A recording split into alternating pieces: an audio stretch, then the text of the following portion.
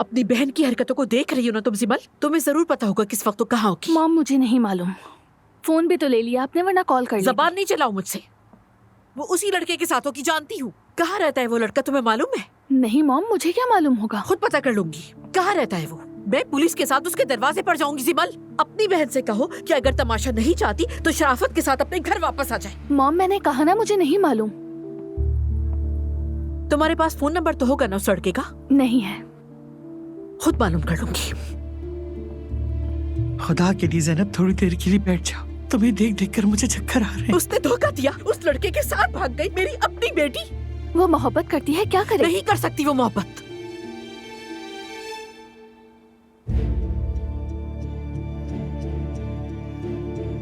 शायद हमें पुलिस को फोन करना चाहिए। करूंगी, जरूर करूंगी। मुझे पता है अब क्या करना है। उस लड़के का नाम क्या है? हाँ,